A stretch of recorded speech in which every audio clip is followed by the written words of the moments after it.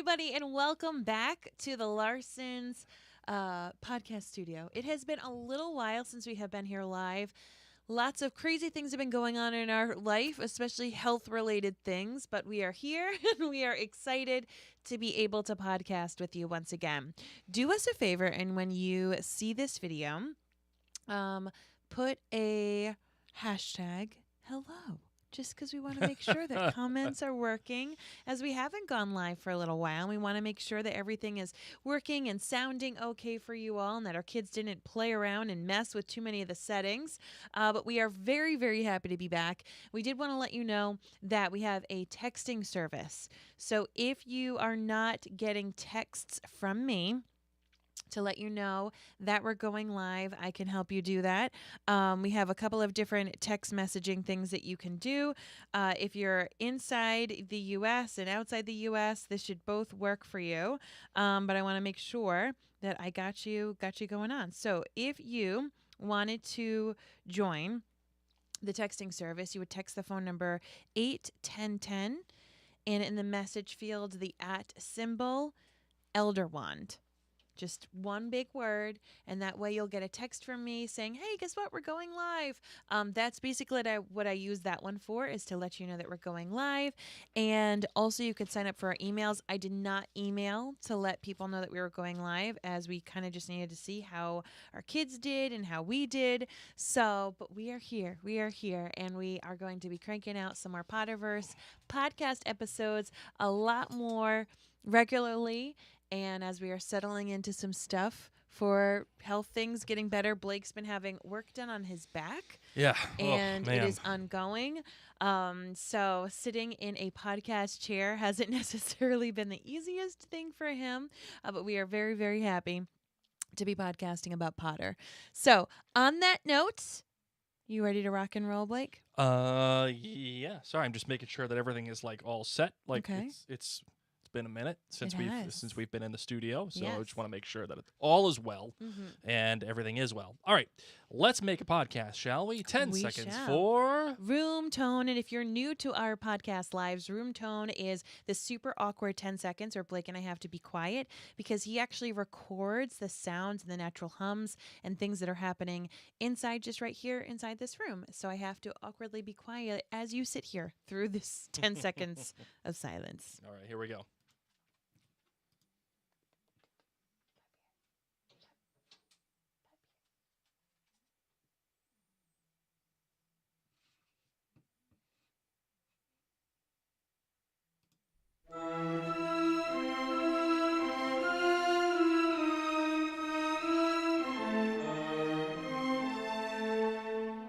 All the way from Providence, Rhode Island, in the Minute with Mary studio, welcome to the Potterverse. It's a podcast dedicated to the book and film universe of Harry Potter. So grab your favorite wands and time turners. Let's step into the night and pursue that flighty temptress adventure.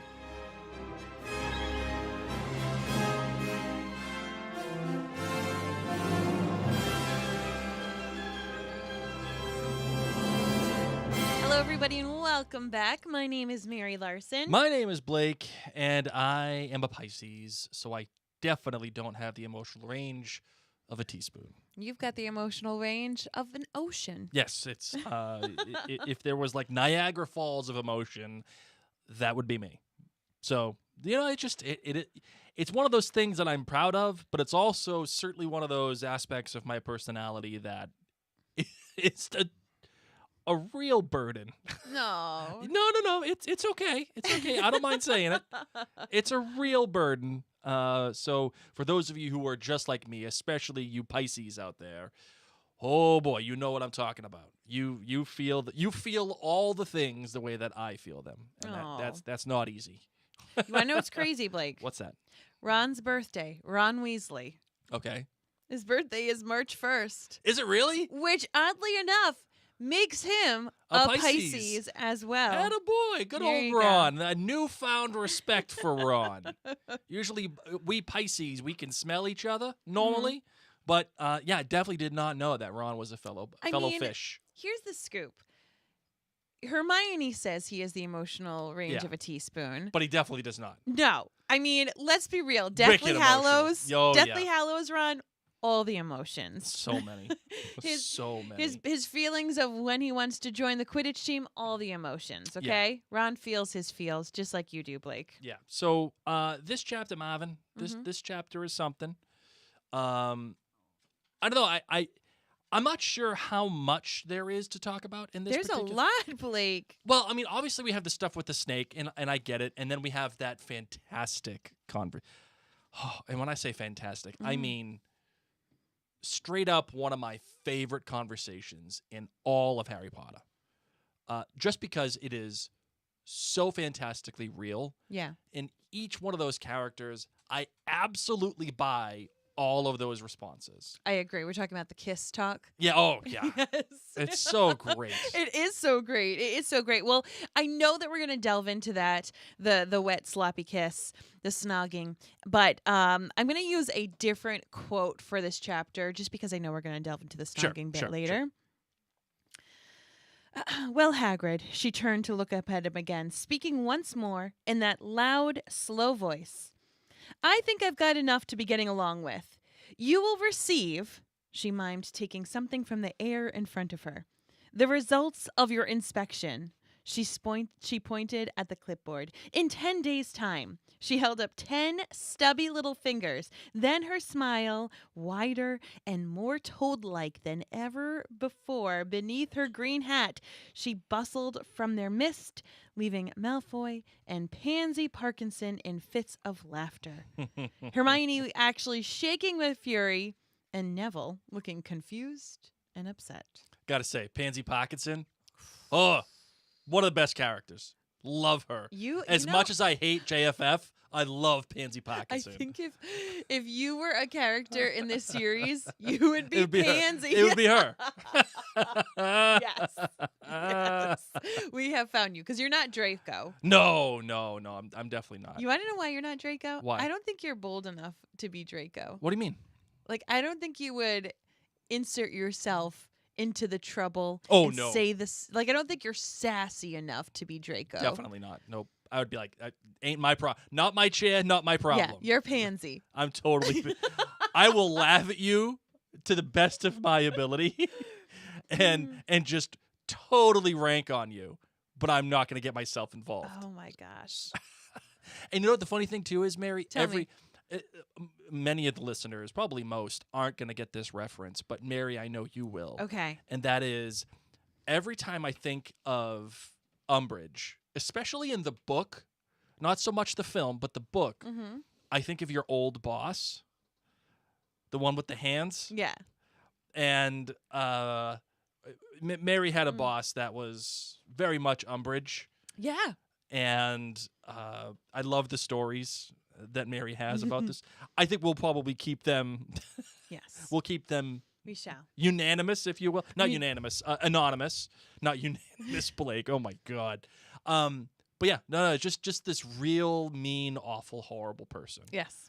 So that's what I think of. We all every time. have had an Umbridge in our lives. Yeah, so. horrible boss. Yes. Well, a little recap for you for this chapter. It is, of course, chapter 21 in Order of the Phoenix, titled The Eye of the Snake. And this is the class in which Hagrid is observed by Umbridge, and she does this wretched thing where she... Oh, wait, hold on. We were supposed to do the sound. Oh, sorry. All right, hold on. Sorry. It's been a little bit. A minute. Been a little bit. All right, hold on. I solemnly swear that I'm up to no good.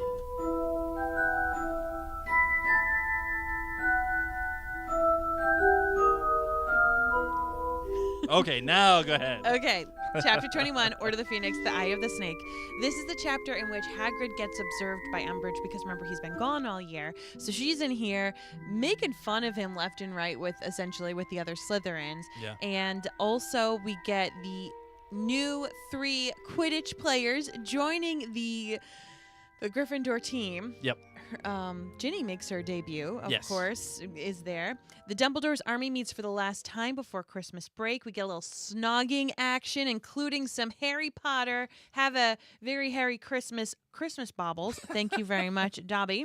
What I would love to know what entails a very Harry Christmas. Yeah. Like, oh, man. Anyway, there's a slobbering snogging session, and then sadly it ends in Harry being a snake essentially mortally wounding Arthur Weasley. It goes from we Hogwarts. Almost. Yeah. Mortally wounded. Okay, yeah, like near mortal. Yeah.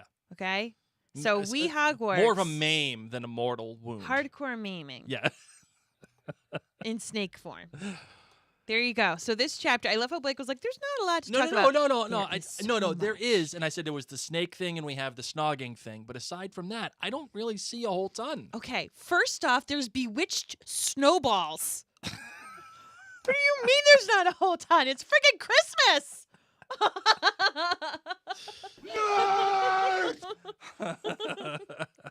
I love our notes that we write for the chapter analysis. Uh-huh. Because Why? yours are like really deep. They tend to be, yes. Mine literally. What does this one say? Bewitched Read this. snowballs. No, what does it say? Snowballs, magic, wee, Ron. Because we say wee magic. Right. So this includes just once again building out this amazing universe, and Fred and George are just up to their antics. Hey, you want to hear my first note? Please. Blake. Hagrid is able to validate Harry's lived experience in an extremely meaningful way by giving him proof that he's not crazy.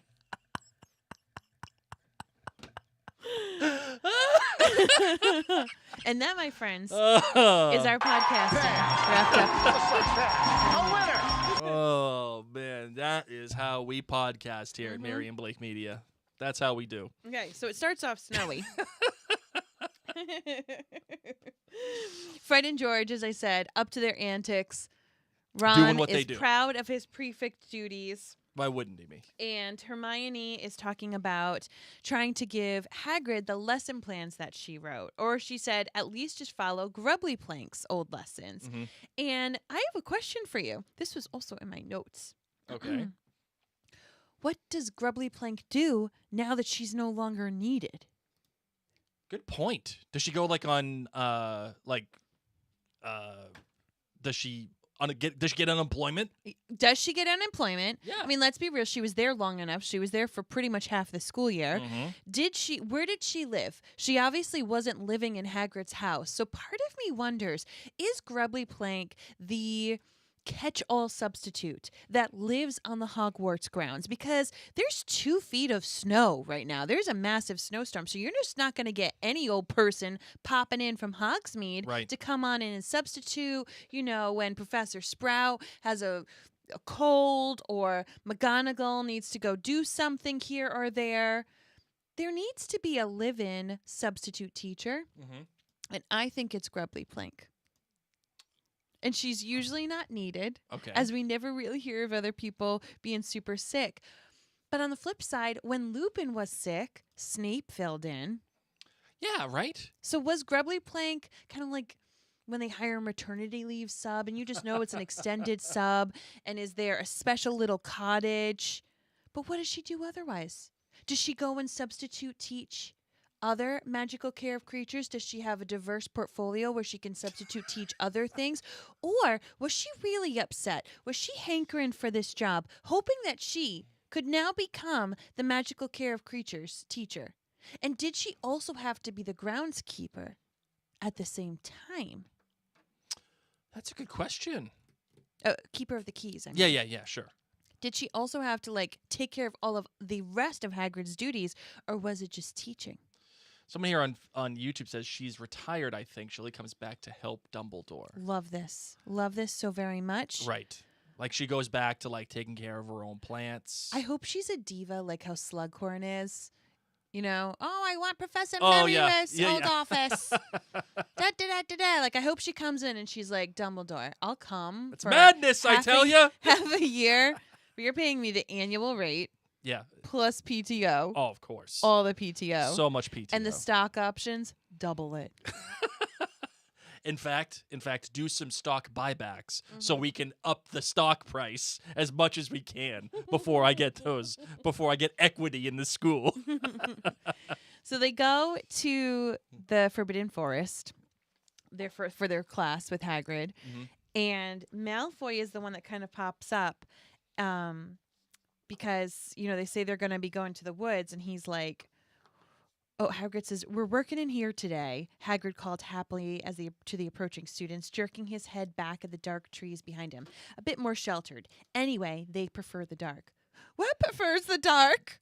Harry heard Malfoy say sharply to Crabbe and Goyle, a trace of panic in his voice. "What did he say prefers the dark? Did you hear?" And That might be me.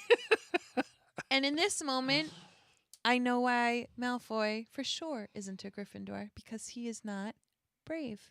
No, not at all. Definitely not brave. Although, like later on in the books, well, what? All right, we all know that him wanting to off Dumbledore isn't the nicest, greatest thing of all time. What? He doesn't. I mean, yeah, I agree, Blake. What? Not the nicest, greatest thing of all time.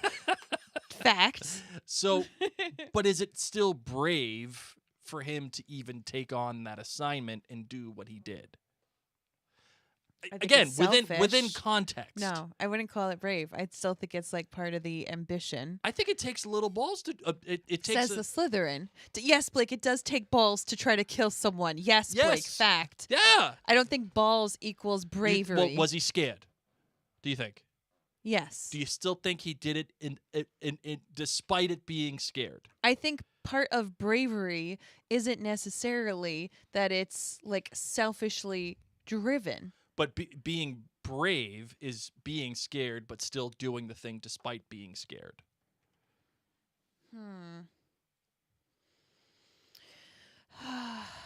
Okay, well, we'll come back to that because I appreciate that simplified translation. Yeah. But I Again, feel I'm like not there's a lot saying of I'm right. complexities to bravery. I'm just saying that I think there's room for some conversation, There, perhaps sure. a little bit of interpretation. What I do love about this is, from what we know, no other student has really been deep dark into the Forbidden Forest, aside from the core kids that we know, including Malfoy, who went there for his first year. Yeah. So, yeah, I'm poking a little fun at him. Ooh, what's in the dark? But he's been there.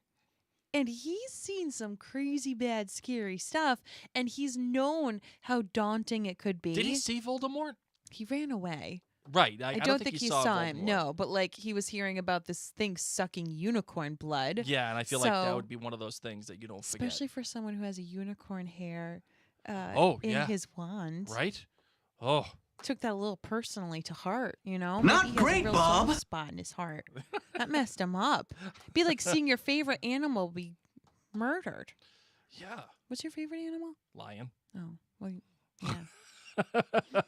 I hate snakes, oddly enough. I hate snakes and spiders. Out on both. Out on both. Snakes don't got legs and they still move. How's that even a thing? How's that even a thing? What do you mean, how's it a thing? How is it a thing? They don't got legs. How do they move? They don't got wings. Physics. Well, yes. And the friction. I understand. I'm glad you do. I'm just saying. It's ridiculous. Okay. It freaked me out, man. Okay. Another thing in this conversation that I love, though, Malfoy keeps going back and forth where he's asking all these questions. All right, I've been saving this trip forever.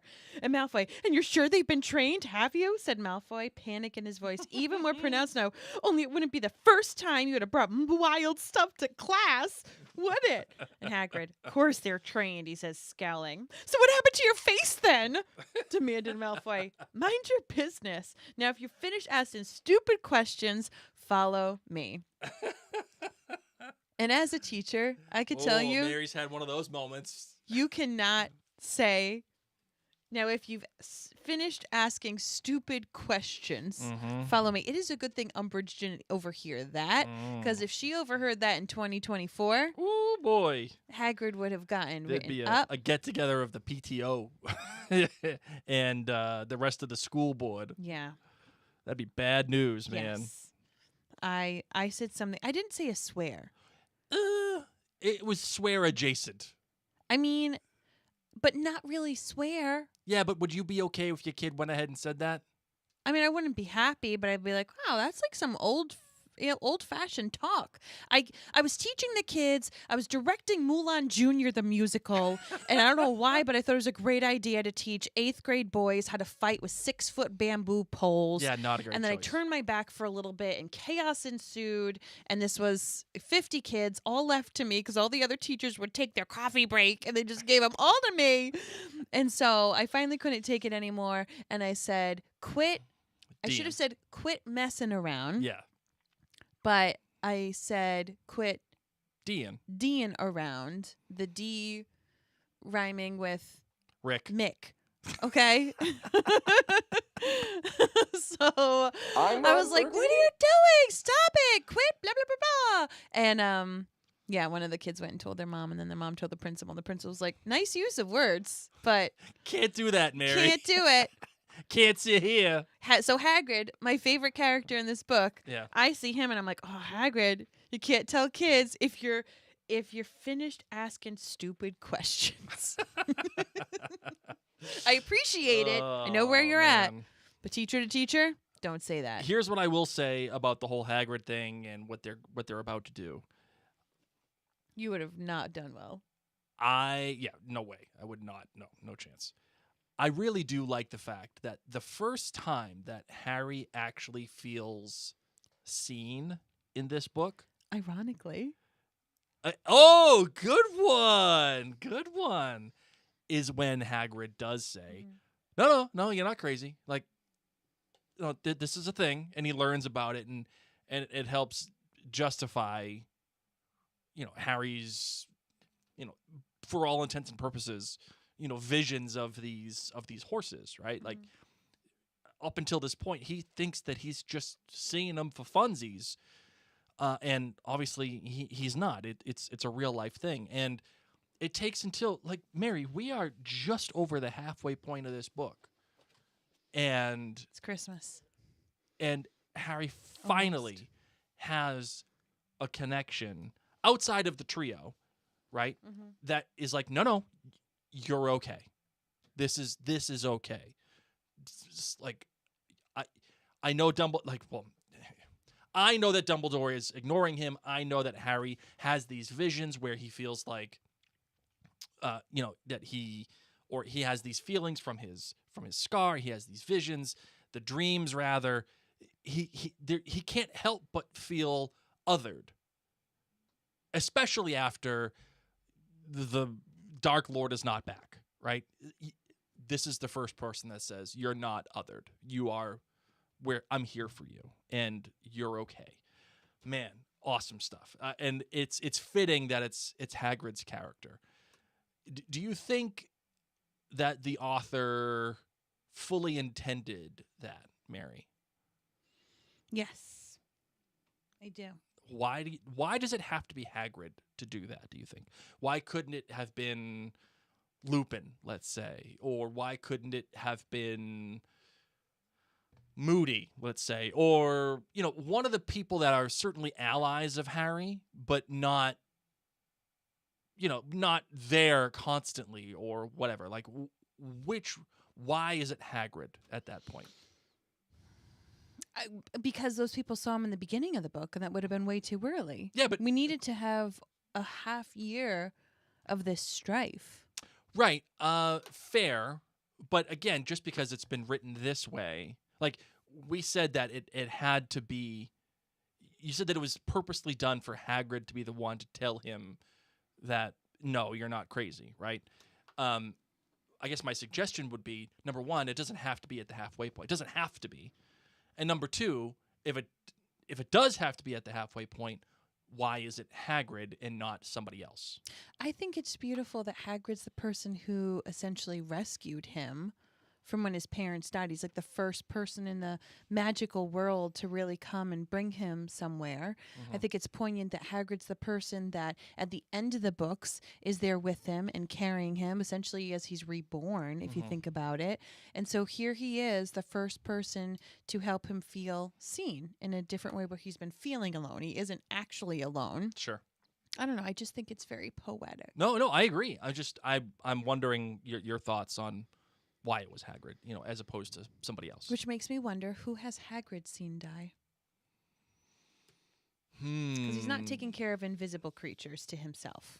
I would probably agree with that. Who has Hagrid seen die? That's a great question. And when? Who and when? Was it during the First Wizarding War? I bet it was during That's the what I'm First thinking Wizarding too. War. Yeah. And would it have had to be humans that you see die? Could it have been Let's go to the Google magical mobile. creatures? Could it have been, I don't know. But I just find it very interesting. And then we, of course, find out that Neville has been able to see them because his grandfather passed. Hagrid witnessed several deaths over the course of his life, including his father, and could see Thestrals. So there you go. There you go. That's the reason why. Neville is looking at these Thestrals. Yes. Not necessarily in creepy fear, but more just kind of mesmerized. And I love that we get to have a lot of growth in Neville in this particular chapter. This is a very important book for Neville as well. And remember, he could have just as easily been the chosen one. Sure. That it was Voldemort himself that gave kind of that power and that presence to Harry, because Neville was born in July as well. Same age boy. It's just that Snape was the one who was like, oh, I know a baby who was born in July who, could kill you. Well, here's another question, because obviously we've had this conversation, I think, a fair bit amount, and this is widely, I think, purported throughout the entire Potterverse fandom, right? Fair. However, could Neville really be the one? Like, could Neville really be the chosen one? Because is he as good of a wizard as Harry is? And my contention is no. No, I don't think so. I don't think Neville has in him what Harry does. He definitely doesn't have a Horcrux in him. Exactly. I'll tell you that. And how That's much what she said. of that innate, magical, driven ability is because of the Horcrux. There are many moments in this book where fair. Good we question. see almost like good these take. Slytherin takes. We knew Tom Riddle was incredibly intelligent and charming and driven. So not to say that Harry wouldn't be Harry without the Horcrux, but just saying there's a bunch of magical stuff inside of him.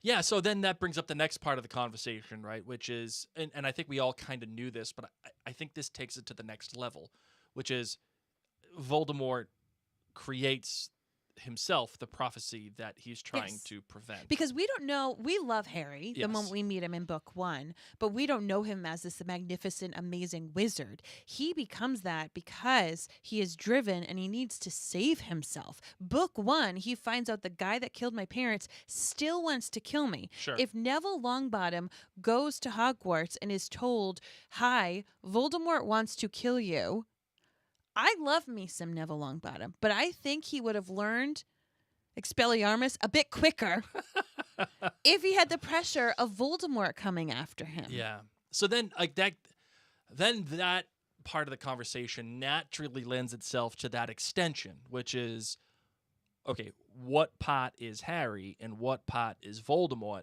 and what makes Harry, for the lack of a better term, compatible with Voldemort, right? Like, where does Harry end and Voldemort begin? What, like, that special line, right? Because we just got done saying, hey, maybe part of all of this is the fact that he's got a Horcrux in him. Maybe part of all of the greatness of him being the chosen one is that. But at what point do we have to turn around and recognize that Harry does have something special about him that helps facilitate the stuff with Voldemort? I think right? it's now. I think it's in this book, and as Harry begins to learn more about his connection and that there is something that he has to fight, when he starts to realize the connection is something he wants to separate himself from. I'm not saying his great magical prowess is because of the Horcrux itself, but more because he had that pressure on him. I think Neville, we see in this chapter, Neville makes extremely good progress in this chapter alone. alone.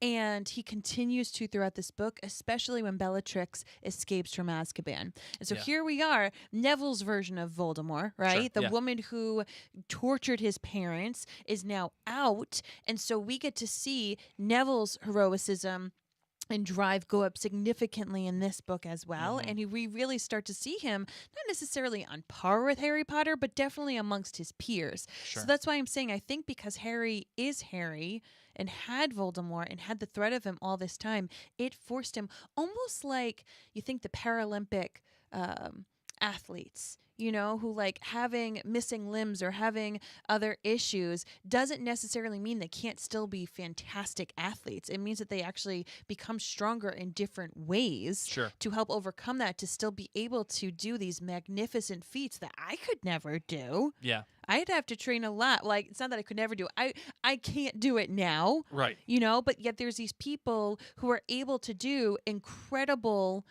things in, for example, Paralympics, with missing pieces of their body. Right. But they've been able to compensate. And so that's how I kind of feel with Harry, that like he had something missing. He's had his parents missing. He's had this chip on his shoulder that's not even just chip on his shoulder of Voldemort coming after him his entire life. And he's had to tell himself that I need to be stronger to survive. Right. Right. And Kyle Ann here on Facebook, she says, but if Voldemort had gone after Neville's parents, might something similar have happened to Neville to get the Horcrux? Yes. And I think, Kyle Ann, that's the crux of our crux. That is the fulcrum of this conversation, right? Upon which it balances. What makes Harry able to be who he is, and does that reside within Neville, right? The way that I'm looking at it, Mary, and it's not quite an apples to apples comparison, but I think you'd get the idea if you look at it from this perspective. As humans, as people, we're alive, right? We're here, we're alive. Unless we're in the Matrix. I know, that's true. We're walking around, we're walking, talking, we're making a podcast right now. And then perhaps tomorrow one of us passes away for whatever reason. You could put us back together. Like, you could put that person back together. You could reattach their limbs or give their brain electrical impulses, try to pump their heart back up. But there is just something that won't allow that person to live again. Like, there's something in us. I don't know what it is. It's not, we can't just flip a switch and say, yay, yee, wee, you're alive again. That's something special in you, whatever it might be, is what that elixir of life is. And the way that I look at it is that, yes, could there have been an instance where Neville may have been the chosen one? And is there an instance where he does have a Horcrux in him? And is there an instance where maybe it elevates some of his ability? Sure. But with Harry, it just feels like there's that thing in him that is inexplicable. It just, like, that's what makes him alive. And that's what makes him able to mesh with Voldemort and the Horcrux. Yep. And that's why I'm saying, okay, if that's the case, where does Harry end and where does Voldemort begin, right? Oof. So I don't know. It's just we just went way super far. We went from wee snowballs to this, and I think that Tammy brings up a good point. Of course, that Harry's raised by the Dursleys and Neville's raised by his gran. You know, so there's all these differences that did make them who they are, and change them. And I think it's just a really interesting thing to note, particularly in this chapter, that we get to see the growth of Neville, and we get to see that he can see the Thestrals to once again bind him and Harry. And then Harry notes how far along Neville has come inside Dumbledore's army classes, that he really is doing a wonderful job. Well, we're here with the Thestrals. So Harry can see the Thestrals, Neville, Hagrid, a Slytherin boy. Question for you. Can Umbridge see the Thestrals? Let's go to the Google Mobile one more time. I think not. From reading this, I don't think she can. I think that she's questioning, what are you teaching? And Hagrid has to say Thestrals. as if she can't see them, as if she doesn't see what's going on, because she comes after the Thestrals have already begun eating the cow meat, and then he explains a little bit about Thestrals, and she's asking people, who did you see die? And I feel like if she could see them, she would have a bit more humanity and not necessarily be asking people this question. Wow. Kind of like she hasn't lived through it, so she's naive a bit to it. And also that's why she's rude. Oh, well, you know that these things have been classified as whatever, because this is something she can't see, because this is something that she's unable to do that is still part of this magical world. Mm-hmm. What's your wow? No, I You was can't find it? Well, I guess my wow is not even the interwebs have an answer to this question. Hold on, let me Let the puppy out. let me let the dog. Yeah, from what I understood of the text, it led me to believe she hasn't seen Thestrals, and also that's part of why she's so sassy, is because she can't see it, and if she can't see it and she can't understand it, then it must still be bad, and obviously it was classified, whereas if she was able to participate, I really think she would have gone about it in a very different way. Yeah, and I think there's textual evidence, Mary, of Umbridge drawing conclusions and shunning things that she chooses, or either chooses or can't see or Yeah. believe in. It She shuns, like, even her dad, like, in her life, right? She's not proud of where she comes from, so she rejects it. the Thestrals. So I haven't had anyone close to me in kind of like an elder sense, like close family members in that sense pass away. I did just have a close friend of mine pass away this winter, but I haven't had a parent pass away, a close grandparent. My close grandparents already passed away before I was born. So it's hard for me sometimes to fully understand things in movies or when there's conversations, whereas Blake, who lost his mother at a young age, is able to connect with these characters and is able to connect with people in that different way. And honestly, the Thestral situation, this is why I don't think Umbridge can see Thestrals, because I don't think she gets it. When I became of birthing age, I remember vividly I had a friend who had a miscarriage. And she told me, and I was like, oh my gosh, I'm so sorry. But like, that was it. That's all I knew kind of what to say. And Do you to see feel. Thestrals? And Blake, no, not okay. Okay. Sorry. Thank you. But I just kind of was like, wow, that's so sad. I'm so sorry. And it didn't really click with me that much. And then, of course, a few years ago, we had 2 miscarriages in 1 year, and it shook me to my core. And it is a club that I do not wish upon anybody, but obviously many people have suffered infertility and loss. And I have often thought about reaching back out to this woman who I haven't spoken with in a decade, Sure. just to say I'm sorry that I didn't have the understanding and the weight of how big of a deal it was for you to tell me that. And that I couldn't have been there for you in a different way, because I couldn't understand the gravity. And when we went through the losses, I had some friends who the same way, that they couldn't understand it. Sure. And so I feel like with Thestrals, that's why I really in my core, I just feel like Umbridge hasn't seen death. And that's not something bad about her. Just like how for people who haven't gone through loss, it's not bad. It's not bad that I haven't lost my parents yet, but it's just a way that I can't fully, deeply, completely understand what it's like for you, for example. Sure. And for people who haven't lost a pregnancy or a child or dealt with infertility, it's hard. If that hasn't been part of your family story, if that hasn't been part of your life, to like get it in that same exact way. Sure. Yeah. And it's unique. Grief is just so unique, and it's so difficult. And I love that Thestrals are a way for people to visually see a connection. Yeah, and Mary, I think what you just said, the grief is so unique in many for everybody, and to everybody, and part of that grief in and of itself is implicit that you have a slice of humanity within you. Like, you have a slice of empathy and sympathy, and you have that thing in you, right? And and I bring that up because Christopher here on Facebook says Umbridge has no humanity. It's why she's so evil, so horrible, so able to issue the harsh punishments she gives.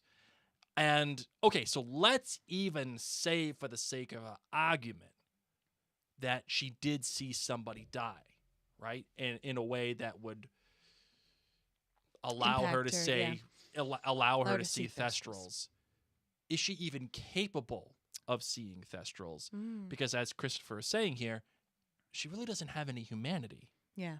And it's I think it's more not metaphorical, but it's more, I think, in your face that she doesn't have humanity. And the way that the author, I think, helps you come to that conclusion is that she's so toad-like in appearance, right? You know, bringing it back, you asked me why Hagrid did this, or why was he the one who told Harry about Thestrals as opposed to anybody else? And bringing it back to grief and how Thestrals are a physical thing that you can see that can unite you if you have gone through loss like this. I believe that is why Hagrid chose Thestrals. He says it straight up that this is generally an EWT level, that this is something they would be doing in the future. But he chose to do it now, and I think he chose to do it now because he knew Harry was dealing with grief, and that Harry felt like he was dealing with grief alone, and that this is a way for Harry to realize he's not alone, and for Hagrid to find out who else in this class, who else of his peers have seen death, so that maybe, once again, there's no therapist at Hogwarts. There should be. So if he's able to get his peers in this class together, and Hagrid can say, who else can see the Thestrals? Harry can realize that he is not the only 15-year-old in his year who has seen death, and that even if he doesn't want to talk that through with Neville or with Theodore, not the Slytherin, Harry can know in his heart other people have felt this. Sure. And I think that that is such a beautiful, deep thing. And I really think that that is why Hagrid chose to have this lesson. Great take. I will co-sign on that take in a heartbeat. Once again, my favorite character. You know who also needs a therapist, Mary? Cho Chang. Cho Chang needs all the therapy that there is. I mean, man, oh man. And Harry is the one who was left to kind of help her process. And I think he's probably the least equipped person on the planet to help her process that information about Cedric and her feelings. And nope, I don't think he's the right person. Would not be my first choice. You would not be talking these feelings through, even though you are a Pisces. Yeah. I mean, here's the issue. When you have those kind of conversations with a girl, that means you are friend zoned. Yeah, but then she goes and snogs him. I know, but but let's just think of the situation before the snogging begins. You have to know you're being friend zoned in the center of the planet. She's talking to you about her dead boyfriend. Oh, I don't think it was friend zone. She knew that Harry liked her. He asked her to the dance last year. She's always kind of had this special look in his eyes. It's just she had a boyfriend, okay? Sure. But it's not like she was married to Cedric. It's not like she said you're the only person I can ever love. You know, Harry was still part of her heart-love cluster. Sure. So it's totally okay. All right, before we continue, let's just thank our partners in this show, shall we? We shall.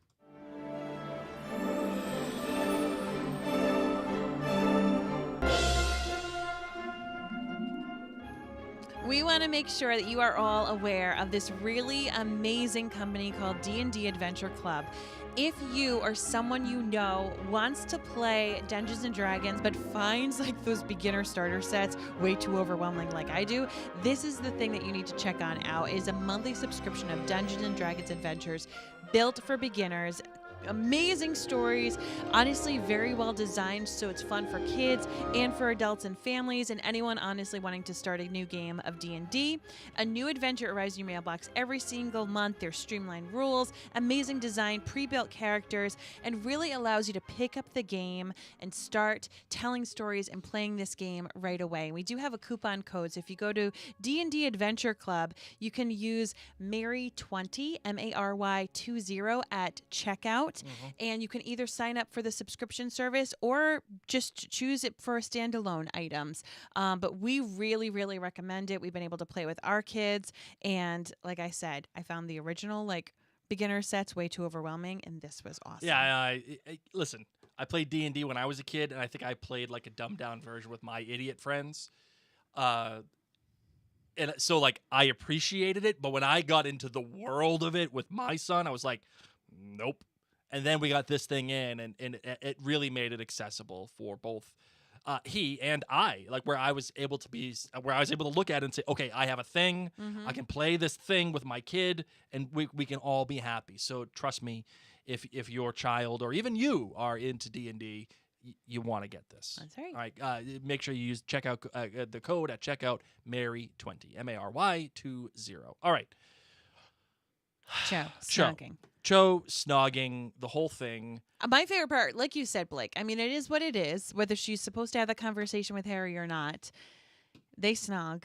It's awkward. Yes. And then Harry goes back to the Gryffindor common room, and this this is where it magical. gets good. This is magical. The fact that they do it bit by bit so beautifully also Yeah. in the film makes my heart soar. Yeah. I love when that happens. And the film, as you said, Mary, does this bit by bit. And from what I can remember, Mary, the conversation in the film is basically verbatim what they have Agreed. in the book. And listen, I'm always one of those people that says, book is book, film is film, or show is show. Don't expect one to fit the other. Don't expect one to maneuver through the other. They are their own entities.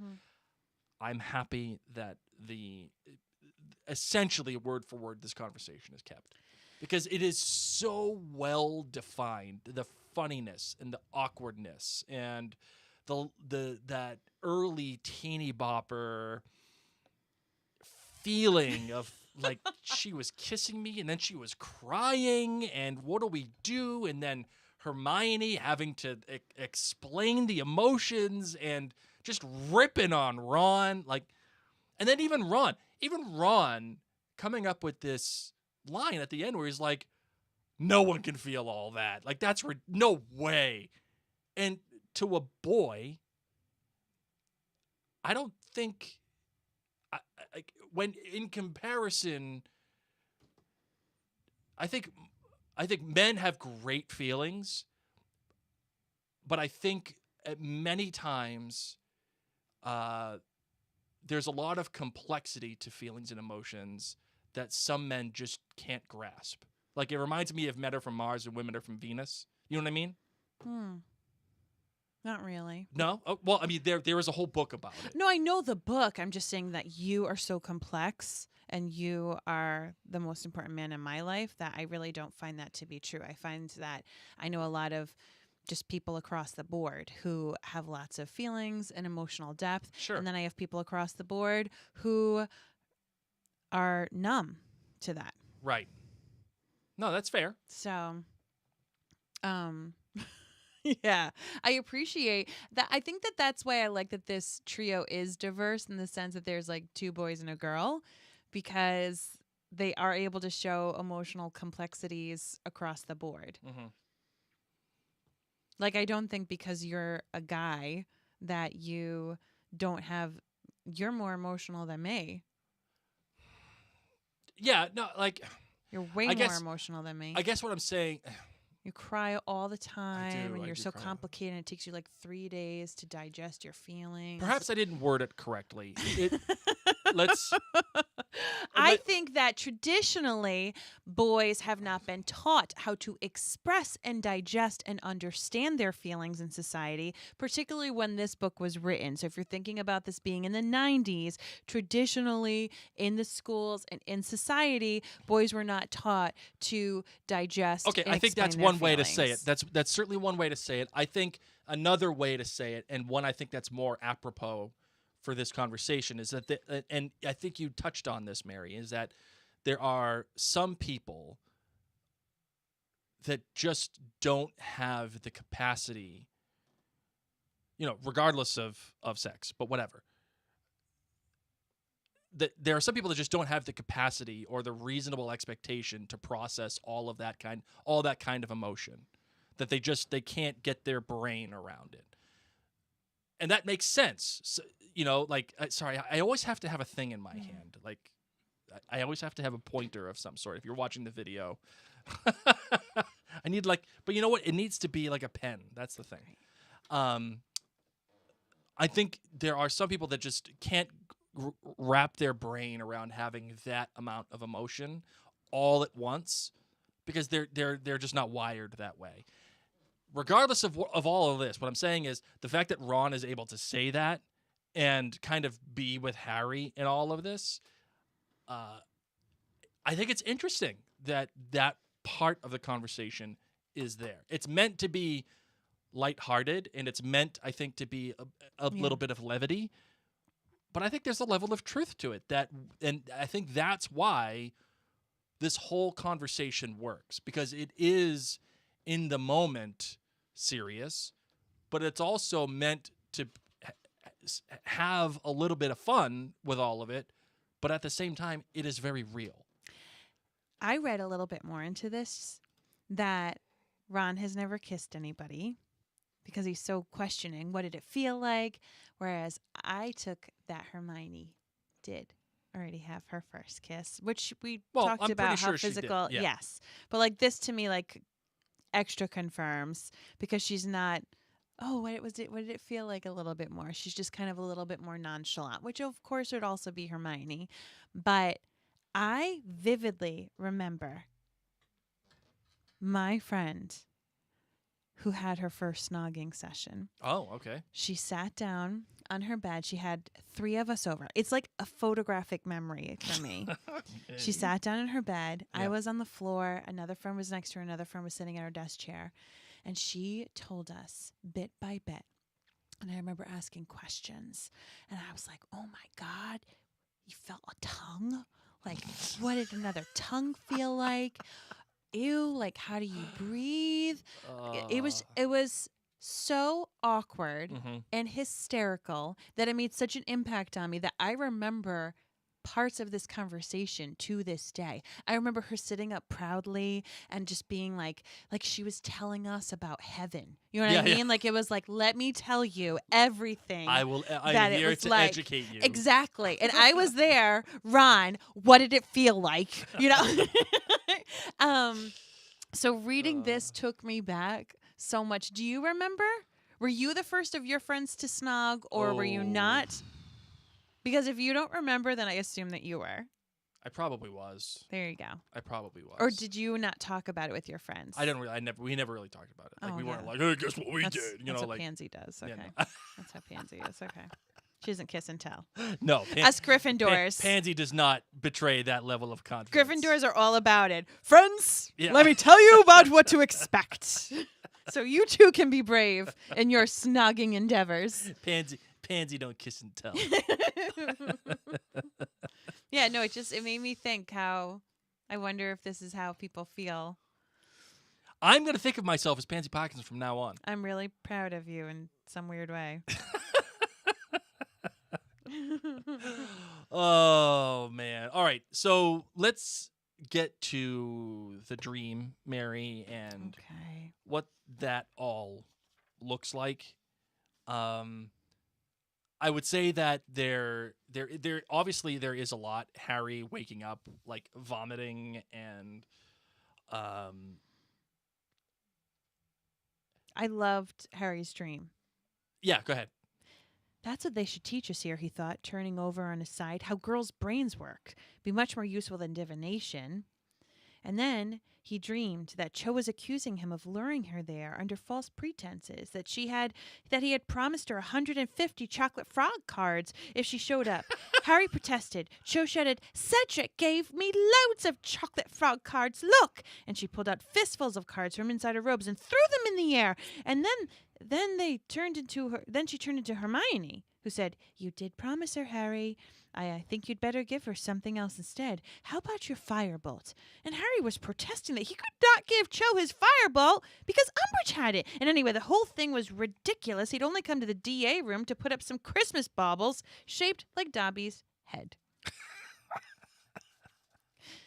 In case anyone wonders what it's like laying down next to me right before I go to sleep. Oh, man. This is how I talk. This is Mary. All right. Yeah. For those of you who aren't married, okay, what you'll eventually realize is that your partner, you are subject to them in their most vulnerable moments. And who they are comes out at night. And Mary is a tornado. An absolute tornado. If there's something to talk about, Mary's talking about it way late at night, and she goes and goes and goes, and then all of a sudden, boom, down. I will bring up the most deep conversation that will have your head spinning. And then I'll 5 fall minutes later, asleep. she's like, "Yeah, I'm going to bed." I'll be like, "What do you really think happens when you die? Like how long? And do you think there's like layers of it? Do you think like you slowly feel it, or do you feel good?" And then I'm just doing it right now. I'm going on a tangent, and then Blake finally starts. I hook him, and he starts to think about it. I know. And I'll say to her, "Mary, No, I don't want to answer. talk about this right now." And she'll be like, "No, I want to know. Why don't you want to talk to me?" "Mary, it's not that I don't want to talk to you. This is a big thing. It's like 10:30 at night. I don't want to get in." "No, Blake, I want to know." I don't insist meanly. I'm like, "But come on, Come on, just tell me." like just And then a little." finally, because I'm a sucker, I give in and I start talking and I start thinking about it, and then I get all worked up. And then I'm like, "Well, yeah, maybe this would happen. But what would happen if I..." And then all of a sudden, within 3 minutes, I hear...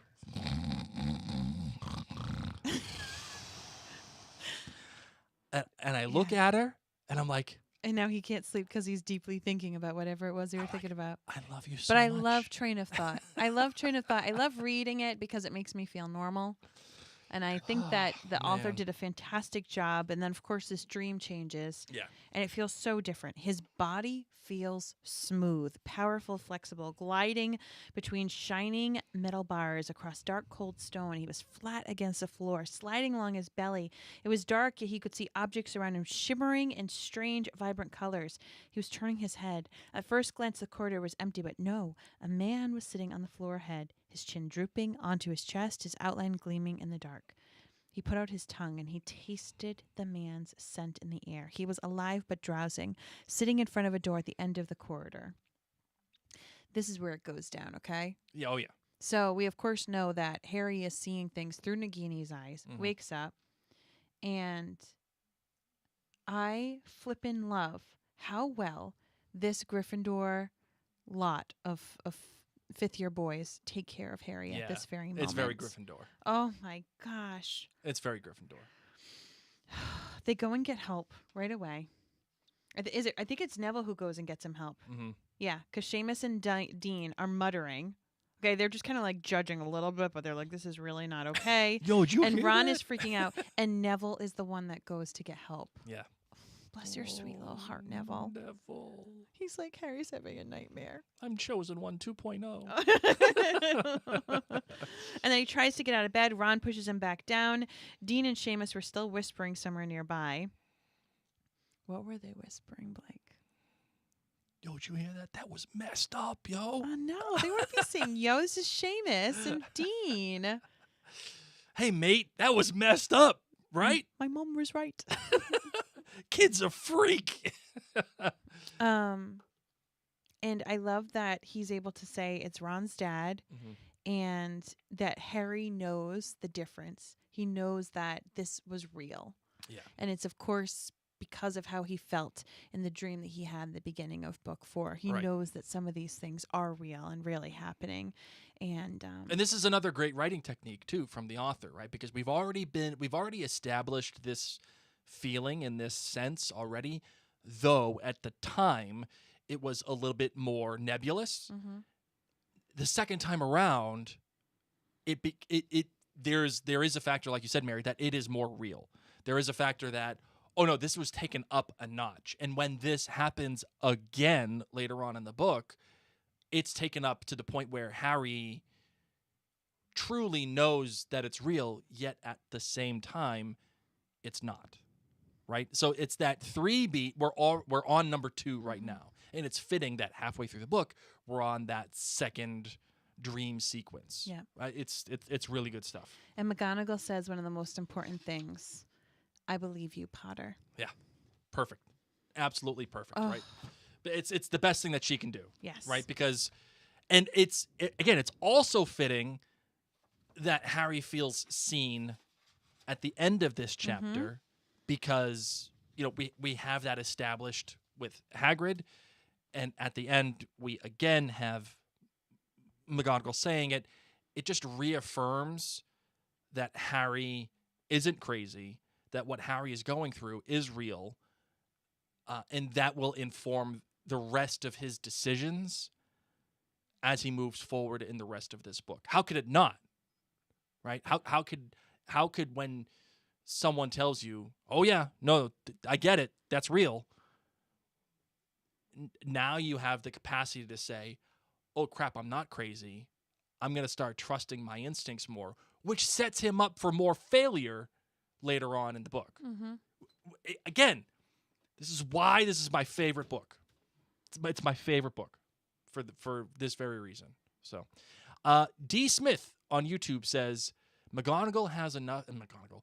Umbridge has enough humanity to make a Patronus. So if she's seen someone die, I think that she could see the Thestrals. Just a thought. Marvin, your thoughts on that? I personally do think that if she saw someone die, she could see the Thestrals. I appreciate Christopher's opinion on it. Sure. But I think that she could have seen it. Agreed. She can make a Patronus. She has the ability to be happy. Yeah. And have that bit. So I just think she hasn't seen someone die. All right. It is, as we are recording this, 10:30 at night now, Marvin, and we've been here for an hour. So I'm going to make the executive decision. And what? We keep going, man. I'm ready. You're ready? Perspective.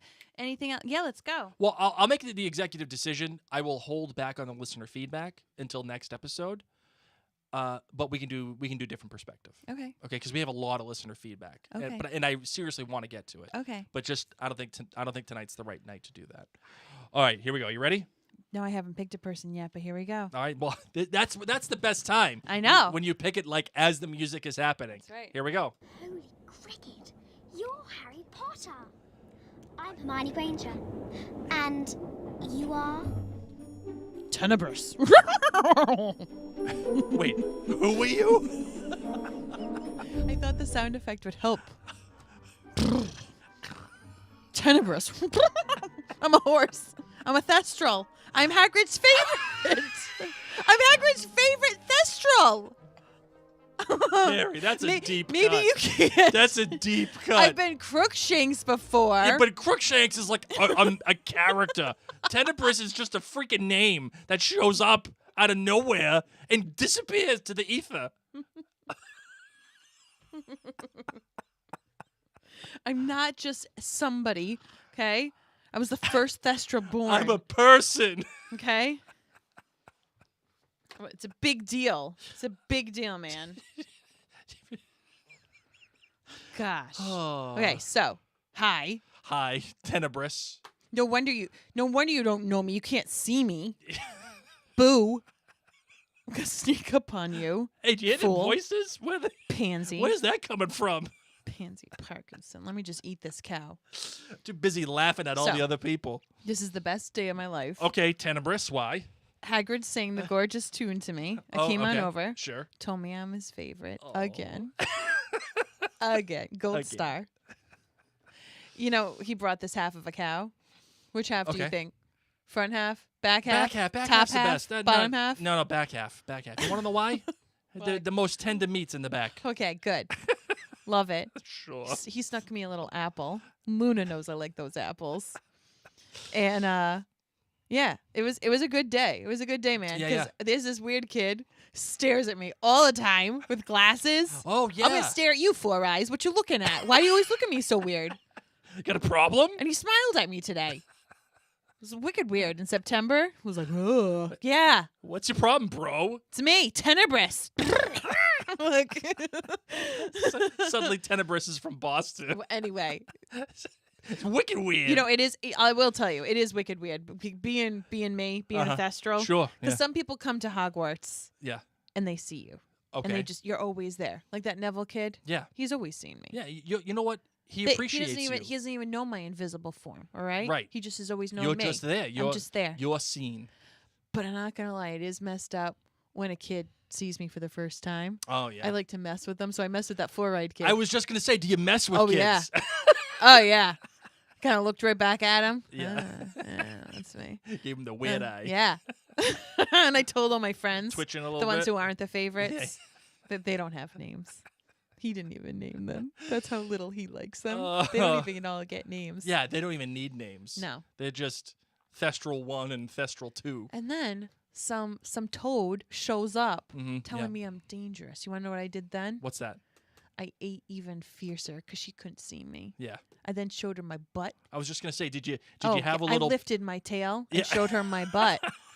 But she couldn't see it. That's a 'cause level of I'm disrespect invisible. that I just I don't don't know. care, Pansy. I don't care. I'm invisible. You don't even know what I'm doing right now. Okay? Maybe you're lifting your tail. Tenebris. Peace. You're welcome, Blake. Good job, Marvin. And scene. All right, you ready to close this bad boy out? Yes, I am. Let's do it.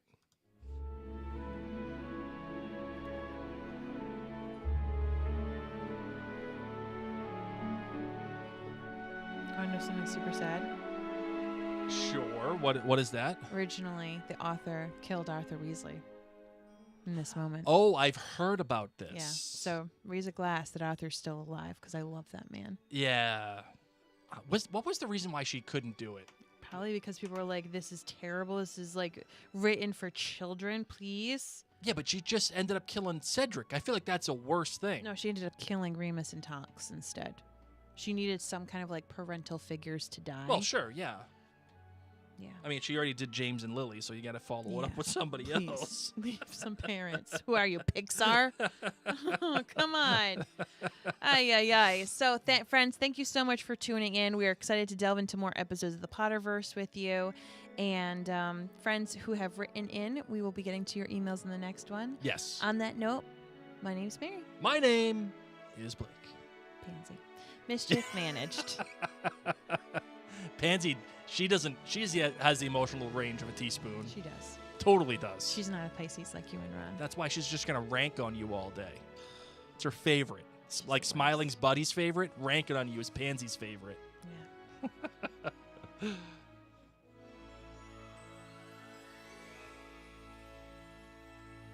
All right, friends, you are joining in live, which means you get to have this little extended version, but it's going to be super short because, as Blake said, it's 10:30. We're tired. It is St. Patrick's Day week, and our daughter does Irish step dancing, so this is like the busiest week of the year for her. Yes. All day. All day all nonstop. weekend she has stuff. Yes. From Which means we have stuff because she's 8. 8 from 8 in the morning till 8 at night. Yeah. We got stuff. But we appreciate your patience, and we promise you that we're going to be having regularly scheduled podcast episodes. Our hope is that we can have some of these live let you have future notice when we can go live. Pre-planned is what I'm trying to say. But earlier in the beginning of the podcast, we talked about we've been having some health stuff going on, so we appreciate your patience. And now that we have appointments locked in the calendar, we know what we can work around, and we can know how we can podcast on an efficient and good manner. Again, which brings us so much joy. So thank you for being the Lumos in our time of Knox. We appreciate you, and we hope you have a good night. All right, everybody. We will see you Next time. next time. Yeah, sure. Yeah. Soon. Yeah. Whenever that might be. Yes. All right. Good night.